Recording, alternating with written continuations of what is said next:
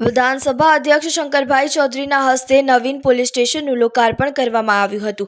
ત્યારે રણના કાંઠે આવેલ સરહદી વિસ્તારમાં કાયદો અને વ્યવસ્થાની પરિસ્થિતિ જળવાઈ રહે તેમજ સ્થાનિક લોકોને મેટ્રો સિટી જેવી અદ્યતન સુવિધા ધરાવતા પોલીસ સ્ટેશન મળી રહે તે માટે ગુજરાત સરકારે 60 લાખના ખર્ચે માવસરી પોલીસ સ્ટેશન કાર્યરત કર્યું છે।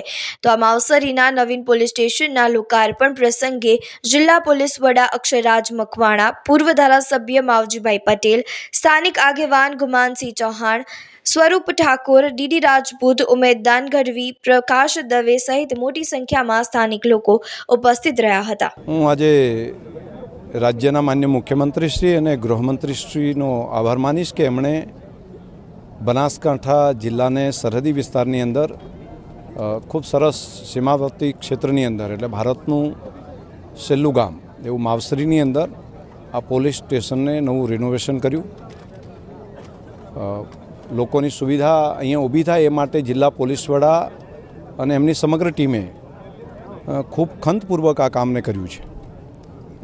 સરહદી વિસ્તારની અંદર આટલું સારું પોલીસ સ્ટેશન એટલે ફરિયાદી તરીકે કોઈ આવતા હોય તો એને પણ અંદર આવતાની સાથે પોથીકાપણું લાગે તે પ્રમાણેની જે વ્યવસ્થા કરી છે હું પુનઃ પોલીસ તંત્રને ખૂબ ખૂબ અભિનંદન આપું છું।